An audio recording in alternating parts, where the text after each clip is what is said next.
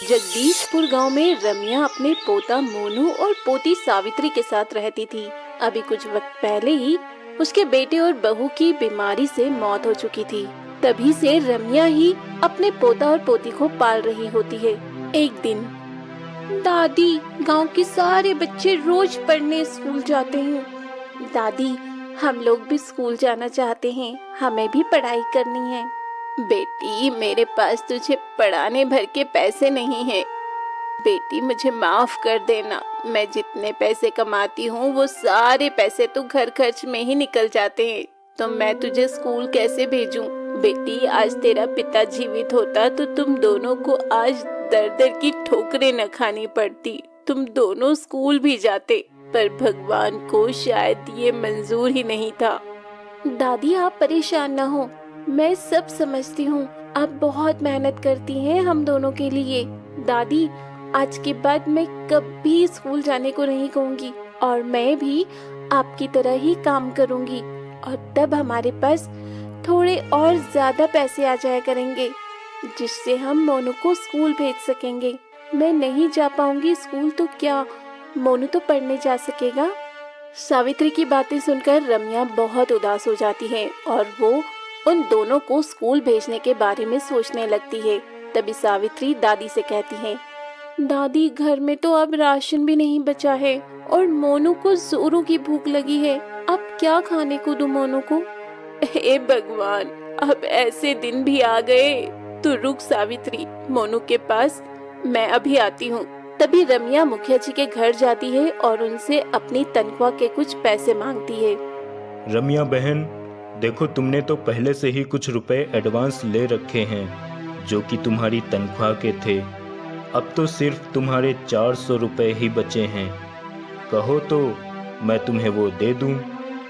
जी मुखिया जी, दे दो जितना बनता है, क्या करूं, अब जब भगवान ने दुख दिए हैं मेरे हिस्से में तो उन्हें भी स्वीकारना ही होगा, लेकिन छोटे छोटे बच्चों को भूखा और उदास तो नहीं रख सकती हूँ ना मुखिया जी।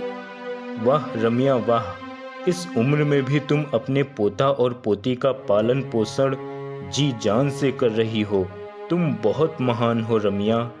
रम्या अब घर का कुछ सामान ले आती है और अब तीनों मिलके भरपेट खाना खाते हैं। ऐसे ही कुछ दिन बीत जाते हैं। एक दिन रम्या अपनी एक सहेली के घर जाती है। सरस्वती, मुझे किसी के घर पे काम पे लगवा दे, मुझे काम की बहुत जरूरत है। अरे रम्या, तू तो मुखिया जी के घर पे काम कर रही है ना, तो तू कहीं और क्यों काम करना चाह रही है? क्या मुखिया जी ने तुझे काम से हटा दिया है क्या? नहीं सरस्वती, मुखिया जी के घर काम करने के बाद मुझे काफी समय मिल जाता है, तो उस समय में मैं कहीं और काम कर लूंगी। वो क्या है ना कि मेरे पोता और पोती की पढ़ाई के लिए कुछ पैसे जमा करने हैं, जिससे उन दोनों को अगले साल पढ़ने स्कूल भेज सकूं। सरस्वती अब रम्या को एक सेठ के घर पे काम पर लगवा देती है और रम्या भी अब दिन भर काम ही करती रहती, कभी मुखिया जी के घर पे तो कहीं दूसरे सेठ के घर पे। ऐसे ही वो रोज काम पे लगी रहती है। एक दिन रम्या की तबीयत बहुत खराब हो जाती है। दादी, क्या हुआ आपको? तो बहुत तेज बुखार है, और ये आपके हाथों में क्या हो गया है? पता नहीं बेटा, लगता है कि बुखार की वजह से शरीर पर दाने पड़ गए हैं। दादी, आप रुकिए, मैं अभी वैद्य जी को बुला के लाती हूँ, वो आपको दवाई दे देंगे, आप जल्दी ही ठीक हो जाएंगी। इतना कहकर सावित्री वैद्य जी को बुलाने चली जाती है। देखो रम्या, मैंने दवाई तो दे दी है, लेकिन ये तो कोई गंभीर बीमारी नजर आ रही है। तुम मेरी दवाई को हफ्ते भर खाओ, अगर मामूली बुखार हुआ तो ठीक हो जाएगा, लेकिन अगर कोई और बीमारी हुई तो कुछ कह पाना मुश्किल है। अच्छा, अब मैं चलता हूँ। धीरे धीरे रम्या की बीमारी बढ़ती जाती है और उसके शरीर पर दाने भी बढ़ जाते हैं। अब गांव में कोई भी ना तो उसके घर जाता था और ना उससे बात करना पसंद करता था। एक दिन, देखो रम्या, अब तुम हमारे घर काम करने मत आया करो, और मैं गांव वालों की तरफ से तुमसे कुछ कहना भी चाहता हूँ। क्या हो गया मुखिया जी? क्या मुझसे कोई गलती हो गई और आप मुझसे क्या कहना चाहते हैं? देखो रम्या, मेरे पास गांव वालों की तुम्हारे खिलाफ शिकायतें आ रही हैं, कि तुम्हें भी वह लाइलाज बीमारी हो गई है जो तुम्हारे बेटे और बहू को हो गई थी, जिसकी वजह से उन दोनों की मौत हो गई थी। और गांव वालों को डर है कि कहीं तुम्हारी ये बीमारी इस गांव में ना फैल जाए। अब तुम तो जानती ही हो, मैं इस गांव का मुखिया हूँ, तो मुझे सबके भले के बारे में सोचना पड़ेगा। और सबका भला इसी में है कि तुम इस गांव को छोड़कर कहीं और चली जाओ, क्योंकि तुम्हारे रहने से इस गांव में बहुत खतरा है। पर मुखिया जी, मैं कहाँ जाऊंगी? मेरे साथ 2 छोटे छोटे बच्चे भी हैं। मुखिया जी, आप कुछ करें मेरे लिए। रम्या, मैं अब कुछ नहीं कर सकता हूँ, और अगर तुम इस गांव से नहीं गई तो इस गांव के लोग मेरा भी बहिष्कार कर दूसरा मुखिया चुन लेंगे, और तब भी तुम्हें यह गांव छोड़कर जाना ही पड़ेगा।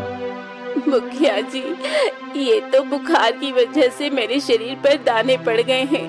आप विश्वास मानिए, मुझे कोई भी बीमारी नहीं है। देखो रम्या, मैं कुछ नहीं सुनना चाहता। तुम आज ही अपने बच्चों को लेकर इस गांव को छोड़कर चली जाओ। रम्या मुखिया जी के सामने बहुत गिड़गिड़ाती है, पर उसका कोई फायदा नहीं होता। रम्या दुखी मन से घर चली जाती है। बच्चों, अपना अपना सामान बांध लो, हमें ये गांव छोड़कर जाना है। पर दादी, हमें गांव छोड़कर क्यों जाना है? कुछ नहीं बेटा, तुम अभी बहुत छोटी हो, तुम नहीं समझोगे। वे तीनों लोग गांव छोड़कर निकल जाते हैं। काफी दूर चलने पर उन्हें एक जंगल दिखाई पड़ता है। दादी, मैं बहुत थक गया हूँ, मैं अब आगे नहीं चल पाऊंगा। ठीक है मेरे बच्चे, रुको, हम यहीं पर अपनी एक छोटी सी झोपड़ी बना लेते हैं। वे तीनों मिलकर वहाँ पर एक छोटी सी झोपड़ी बना लेते हैं और वहीं रहने लगते हैं। अगली सुबह। दादी, अब हम यहीं रहेंगे क्या? हम अपने गांव से यहाँ क्यों आ गए हैं?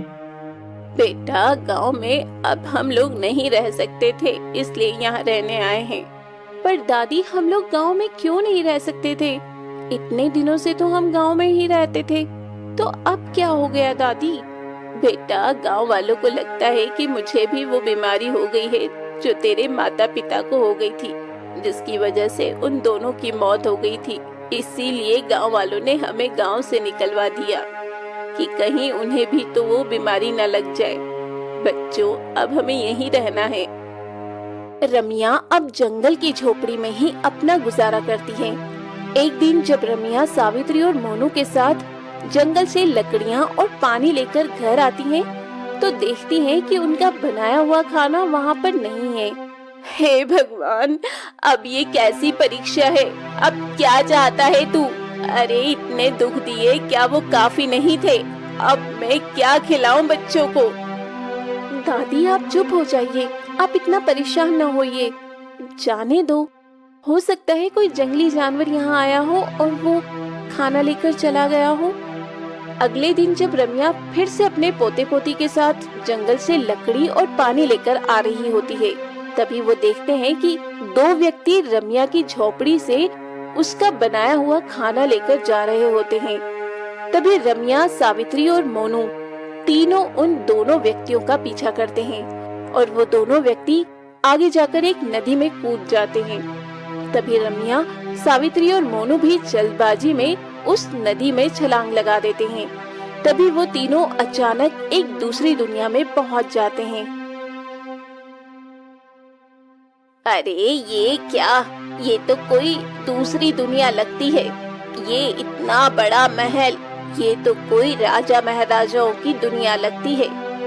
रमिया उस महल के अंदर जाती है और देखती है कि उनका खाना चुराने वाले दोनों व्यक्ति भी वहीं मौजूद हैं। ये देखकर रमिया कहती है, महाराज, ये दोनों व्यक्ति हमारा खाना चुरा के यहाँ आए हैं और मैं यहाँ इन दोनों के पीछे पीछे आ गई हूँ, लेकिन ये तो कोई दूसरी ही दुनिया लगती है।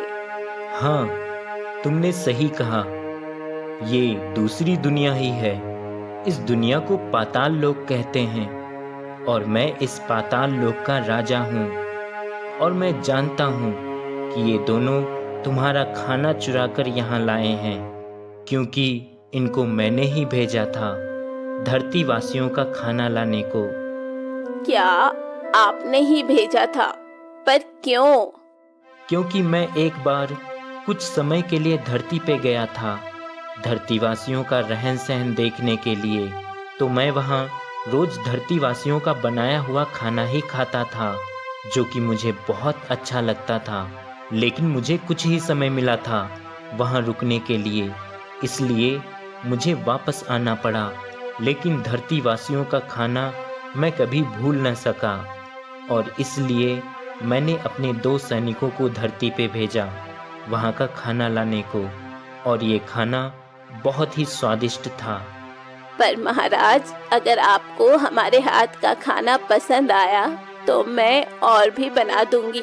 इससे बड़ी और क्या बात हो सकती है कि मुझ गरीब और बीमार बुढ़िया के हाथ का खाना आपने खाया, वरना हमारे गांव वालों ने तो हमें गांव से ही भगा दिया था। क्या आप बीमार हैं? रुकिए, मैं अभी आपकी सारी बीमारियों को खत्म किए देता हूँ। मंत्री जी, जल्दी से इन्हें हमारा दिव्य पानी लाकर दीजिए। मंत्री जी वो दिव्य पानी लाकर रम्या को दे देता है, जिसे पीते ही रम्या के शरीर से सारे दाने गायब हो जाते हैं और उसकी तबीयत भी एकदम सही हो जाती है। अरे मैं तो एकदम ठीक हो गई। धन्यवाद महाराज, आपका बहुत बहुत धन्यवाद। महाराज, अब आप बिल्कुल भी चिंता न करें। आप अपने सैनिकों को जब चाहे हमारे घर भेज दीजिएगा। मैं ढेर सारे अच्छे अच्छे पकवान बना के आपके लिए भेजा करूंगी। ये सुनकर राजा बहुत खुश हो जाता है और कहता है, ये दिव्य पानी तुम अपने साथ ले जाओ। कभी किसी को कोई भी समस्या या कोई भी बीमारी हो, तुम कुछ पानी में इस दिव्य पानी की कुछ बूंदें डाल देना, जिससे वह सारा पानी भी दिव्य पानी बन जाएगा, और उसे पीते ही सारे रोग, सारी बीमारियां ठीक हो जाएंगी।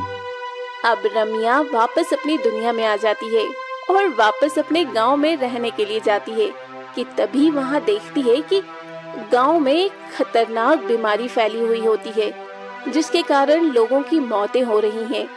तभी रम्या सावित्री और मोनू को घर छोड़ के तुरंत गांव के मुखिया जी के घर जाती है और उन्हें उस दिव्य पानी के बारे में बताती है। मुखिया जी तुरंत एक बड़े से बर्तन में पानी भर के उसमें वो दिव्य पानी भी मिला देते हैं और पूरे गांव में वो पानी बंटवा देते हैं, जिसे पीकर गांव के सभी लोग ठीक हो जाते हैं और सभी लोग मिलकर रम्या से माफी मांगते हैं। रम्या बहन, हमें माफ कर देना।